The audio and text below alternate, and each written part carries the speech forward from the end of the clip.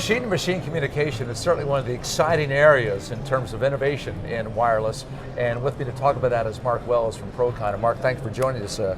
We appreciate the time.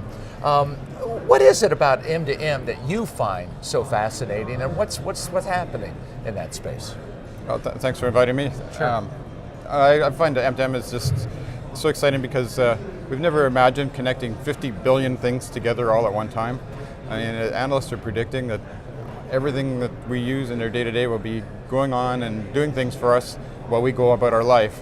And I think the big areas are like healthcare.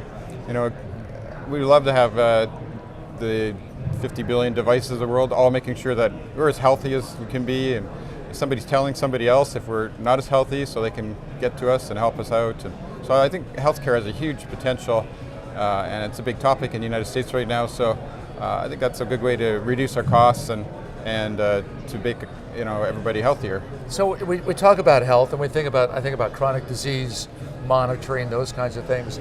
But what's coming? What's out there? That you can help somebody see the future and maybe understand a little bit better why talking to a machine is going to be a good thing for me down the road. Yeah, well, machines are getting smarter and smarter. As we were talking about, they're getting so smart they're going to be making decisions for us and helping us out. So, when you get to the airport, maybe things will be making decisions for you, helping you out, getting somebody ready to greet you. When you get to a convention center like this, somebody could know that you're coming here, and all these machines talking to each other and preparing for you help you interact with your life. So, right now, one of the interesting areas that we're working on is connecting your smartphone more with your car. So, everything has GPS in it now, and they're all talking to each other. So, why wouldn't your smartphone tell your car when you're really close to your car and just open the doors for you? It's those sort of simple things, and you don't have to search for your keys and all those things that are really useful in your daily life to make stuff easier. So you're talking about added convenience, added comfort, ease, certainty, those kinds of things that we all like. Yes. But a machine-to-machine communication mode can make that happen.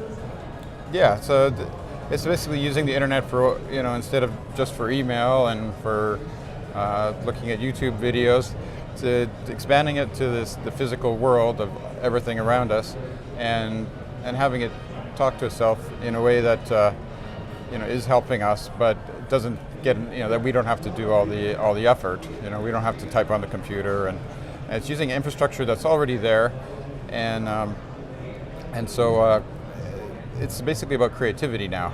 We got to think of all these things that we can do and get them implemented.